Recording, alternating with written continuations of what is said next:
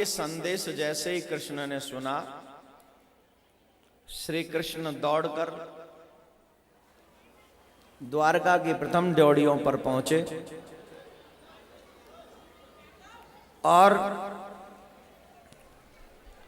चरण धोकर चरणामृत लिया। कहते हैं पानी परात को हाथ छुओ नहीं, नैनन के जल सो पग धोए।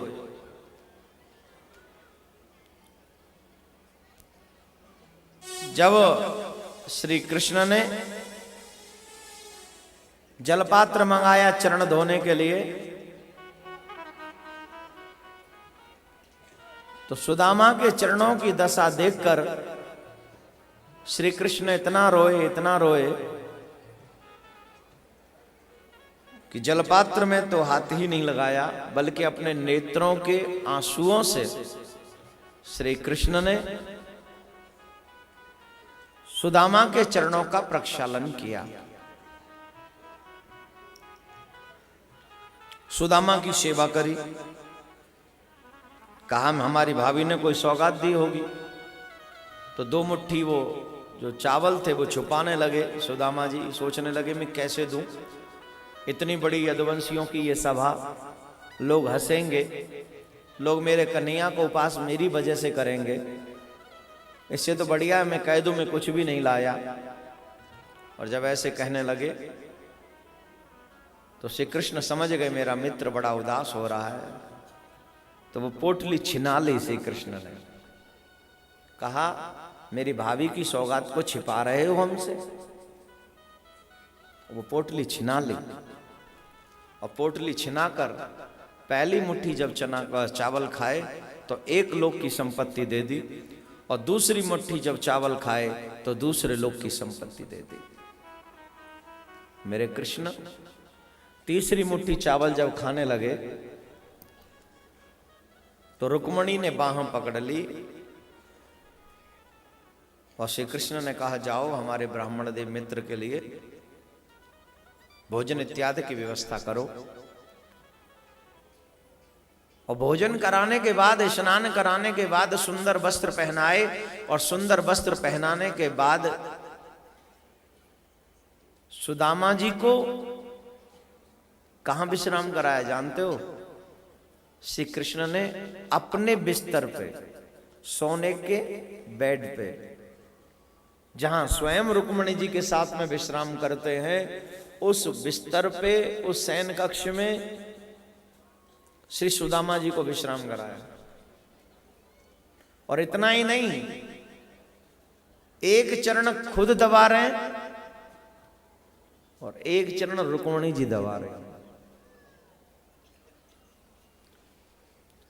लक्ष्मी जी, रुक्मणी, मायापति, श्री कृष्ण जगतपति, ब्राह्मण कितना पूजनीय है, इस बात का दर्शन श्री कृष्ण अपने शयन कक्ष में दर्शन करा रहे हैं कि एक लक्ष्मी भी चरण दबा रही है और नारायण भी चरण दबा रहे हैं। इतना सम्माननीय है ब्राह्मण। सुदामा कुछ समय बाद श्री कृष्ण से विदा लेकर अपने महल में पहुंचे, वापस अपने गांव आए। तो जब गांव आए तो उन्हें देखा कि जहां मेरी झोंपड़ी थी वहां तो ऊंचे ऊंचे महल है। अब तो डर लग गया कहीं ऐसा तो नहीं कि कोई राजा महाराजा आ गए हो तो हमारी झोंपड़ी वोंपड़ी हटा के खुद को महल बना लो, हो भाई हम तो गरीब हैं। बोल तो ये तो अच्छी बात है, गांव की शोभा बढ़ गई, पर जे तो पता चले कि हमारी कहाँ है, बालकन ले के तो गई। तो वह जो द्वार पे खड़े थे, द्वार पे जो द्वारपाल खड़े थे, उनसे कहा द्वारपालों से सुदामा जी ने, भैया ये महल वहल बना लिए तो बहुत बढ़िया करा तुमने, पर यहां एक ब्राह्मणी रहती थी बच्चों के साथ, वो कहां? वो ब्राह्मणी जी? हाँ। अरे वो तो रानी है यहाँ की। कौन है?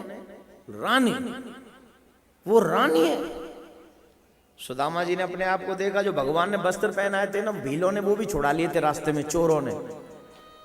तो जो फटे से थे ना पुराने, अब वो भी नहीं है तन पे, अब तो बस एक पीतांबरी रह गई। सुदामा जी सोच रहे हैं हम तो राजा बने नहीं, वो रानी कहां से बन गई।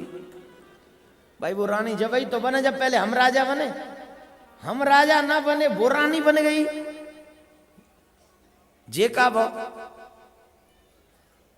तो गड़बड़ लग रही, कहीं ऐसा तो नहीं गरीबी ने धक्का मार दिया हो। चलो फिर भी जब आए तो कोई बात कंफर्म करके तो चले। तो बोले भैया रानी जी तो कह दो ब्राह्मण देव आए। द्वारपाल गए और भाई बात तो सही है, जब पैसा आता है ना तो स्टाइल बदल जाता है नहीं?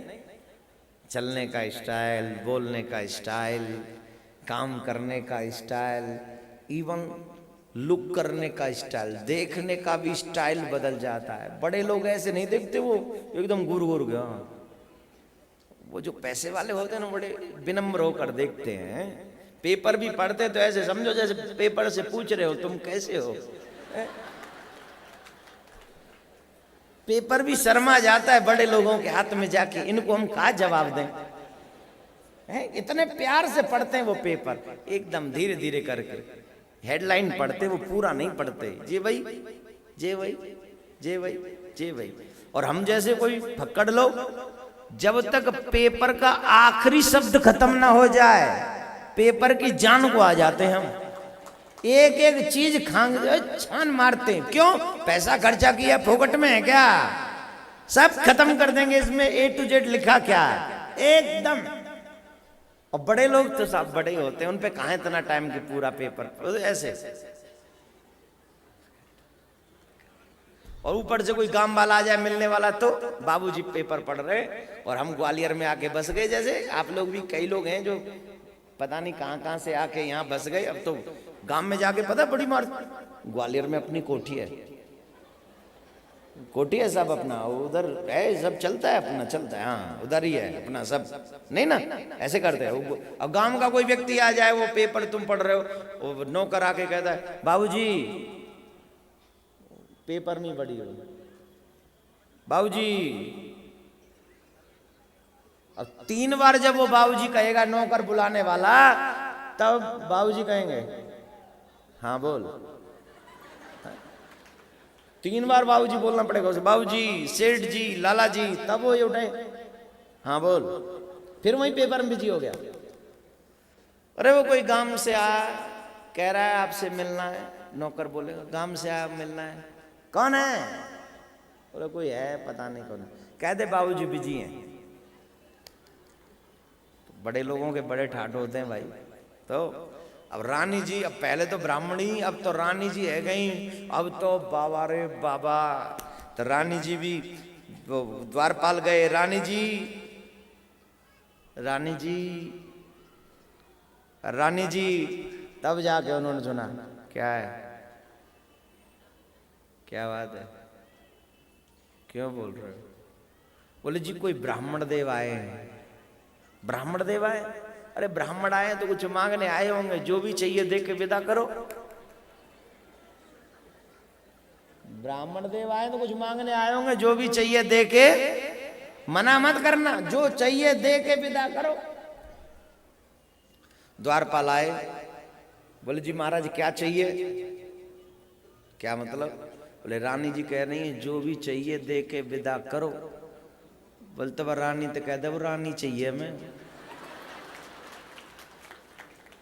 अरे महाराज आप ऐसे कैसे? अरे हम ऐसे कैसे नहीं, रानी आए हमसे बात करे तो हमें कुछ समझना है।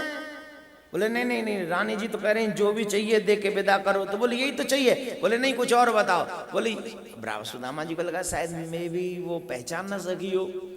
तो अब भाई रानी हो गई, अब सब कितने लोग मिलने वाले आते, कहाँ बिजी पहचान पाएगी। तो कहा है सुनो, यूं कहना ब्राह्मण देव द्वारका से आए। Don't waste my time, okay? वो मैं बोल नहीं सकता। ठीक है, अब तो सेवक को समझ में आ गई, दौड़ दौड़ गए। हाँ जी। बोले क्या कहा रानी जी ने? बोले डोंट वेस्ट माय टाइम कहा। अरे क्यों? अरे क्यों क्या महाराज जो करीब जाओ, जो चाहिए देख विदा करो, कहीं से भी आए हो। अच्छा क्या बोली? बोली जो बोली चाहे द्वारका से आए, चाहे हरिद्वार से आए, चाहे कहीं से आए, ब्राह्मण तो कुछ मांगने है, अब जो भी चाहिए दे के विदा करो। अच्छा ये बात है गई, भूल गई उन दिन अन्ने मांगत मांगत थक जाते, कोई हमें दूरी ना दे तो अब कह रही जो भी चाहिए दे के विदा करो। अच्छा भाई तू आखिरी बेर और चल। नहीं महाराज मैं नहीं जाऊंगा, नौकरी चली जाएगी। बोले सुन ले, जब तेरी रानी पता चलेगी ना मैं हूं, तो ना पता मैं को हूं, तू अभी पता ना मैं को हूं, जब तू पता चल गई ना मैं को हूं, और जब बाद में पता चली तो तेरी नौकरी जाएगी। ऐसे कौन है आप? बोले अभी न बताऊंगा, पहले जाए के बता।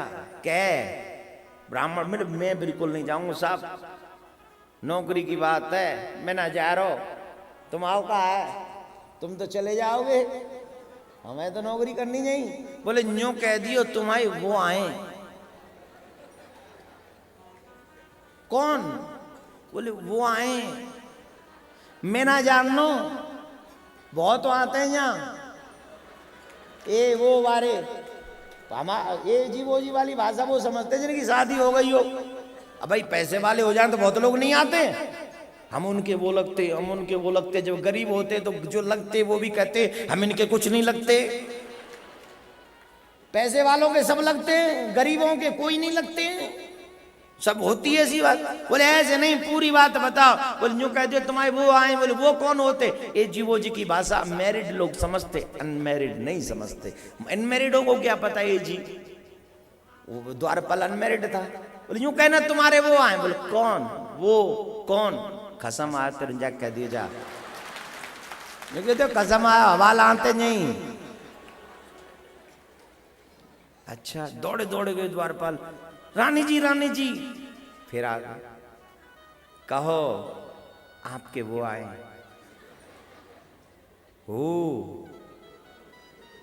Who is coming? सही है ना, समझ में आ रही है? चकाचक कह रहा, बटरिंग बंद करो, ताली बजाता। Who is coming? बोले आपके ओजी कमिंग। What ओजी? अब राज वो बेचारों कैसे कहे तुम्हारे, आप चलो तो बोले बताएगा कि नहीं कौन आया? बोले आपके खसम आए, आप चल के मिलिए। अरे तो तब से क्यों नहीं बोला? तब से ये जी ओ जी कर, बहुत इतने दिनों से दर्शन नहीं किए, वो गए थे द्वारका और तुम तब से। अरे राम राम, तुमने मेरा टाइम हट पीछे। और रानी जी भागी, और रानी जी ने बड़े, रानी जी तो रानी जी साहब, और जैसे ही रानी जी जिन्हें जाके प्रणाम करो, जैसे ही चरणन में प्रणाम करो, सुदामा उछल के दूर, ये मेरी नहीं है। सुदामा जी बोले ये मेरी नहीं है। क्यों? घूंघट करते थे ना, यहाँ घूंघट करते हैं ना, घूंघट था तो पहचान नहीं आ रही, और फिर छोड़ के तो गए थे फटी सी धोती में, और अब आए तो पूरी चकाचक बनारसी साड़ी। महाराज कहां से पहचानेंगे? और उनके तो वो फटे से भी गए, फटे उनने उतरवा लिए, नए दे दिए, नए चोर ने उतरवा लिए, भूल गए। अब कैसे? बोले नहीं, अरे हमको नहीं पहचाने। बोले नहीं, अरे घूंघट तो खोलो। सुदामा जी का बेचारे किसी पता नहीं, सोच रहे हैं कहीं ऐसा ना हो दूसरे की रानी वो अपना समझ रही हो, और जब घूंघट खुले तो ये ठाड़े डक्का मारे वे काजे। बोले नहीं नहीं आप अपने आप खोलिए ना। बोले नहीं आप खोलिए ना, आप खोलिए ना, हम ही हैं आपकी। सुदामा जी ने कांपते कांपते हाथों से वो घूंघट ओपन किया, और जैसे घूंघट में से वो चांद का टुकड़ा सुशीला जी का दिखा। वाओ,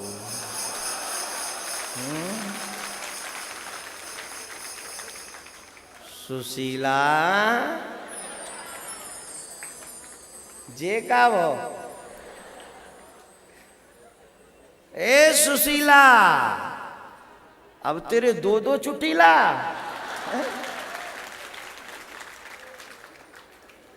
पहले एक कौन हाथों, अब दो दो। जी इतना पाउडर कहां से आ गया? हो तुम तो एकदम बदल गई तुम आईसु। यह सब द्वारिकाधीश की कृपा है। बोले मैं यहाँ ते पैदल गयो पैदल आयो, मुँह पे तो इतनी कृपा भाई कि वो फटे से हतकाए बू गए।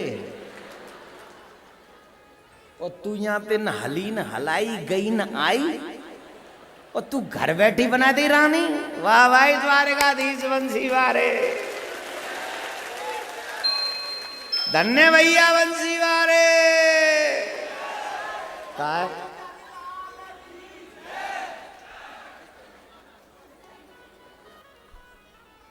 ये सच है कि कन्हैया देवियों पे कृपा जल्दी करते हैं।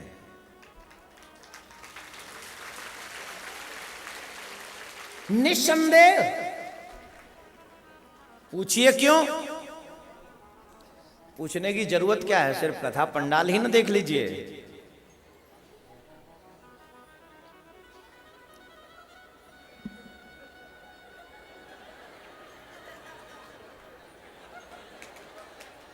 और भाइयों को ठूस के जबरी साइड मत, साइड मत, बैठने की जगह दे। और आधे लोग तो देवी जी के ड्राइवर बन के आए, कान पकड़ के लाई, चल मत बच्चे चुपचाप चल मत, आयो कमावे को दूर कमा रहे, चलो ऊपर कमाई करेंगे। आधे लोग तो सिर्फ ड्राइवर बन के आए, बाकी देखियो माताओं का तांता चकाचक हुआ पड़ा है। याद रखिए माताओं की भक्ति 90% होती है और भाइयों की सिर्फ 10% होती है।